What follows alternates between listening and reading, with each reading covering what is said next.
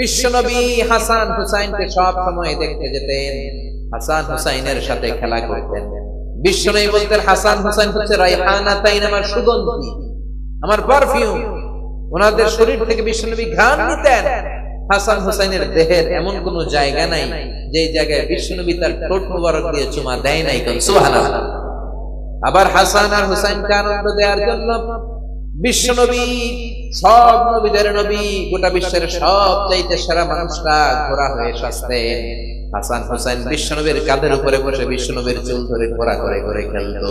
সুবহানাল্লাহ। কি নবী ছিল! বিশ্বনবী দুর্ভিক্ষের বছর হাসান হুসাইনকে দেখতে গেল। মদিনায় খাবার নাই, পানি নাই, ছাগল আর উটের ওলানে দুধ নাই, সবাই ক্ষুধার্ত, ক্লান্ত, শ্রান্ত, পিপাসার্ত।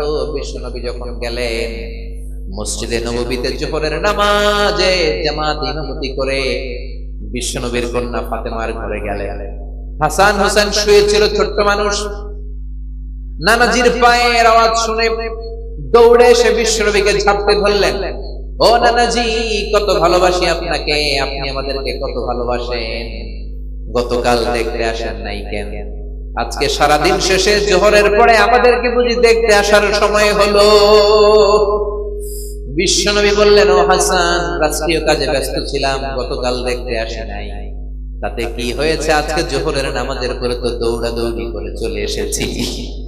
হাসান এবার বিশ্বনবীর হাত ধরে বললেন, নানাজি, আপনার কাছে একটা বিচার দিব, বিচারটা ঠিক মতো করবেন কিনা আগে কমিটমেন্ট দেন। বিশ্বনবী বললেন, অবশ্যই বিচার করে দেব। ইনসাফপূর্ণ বিচার করার জন্য রব্বুল আলামিন আমাদের দুনিয়াতে পাঠিয়েছেন, আমি বিচার না করলে কে করবে? হাসান বলল, নানাজি, বিচারটা আর কারো নামে বিচার নয়, আপনার মেয়ের নামে বিচার, আপনার মেয়ে ফাতেমার নামের বিচার। বিচারটা হলো আপনার মেয়ে আমাদেরকে খাবার দেয় না কেন?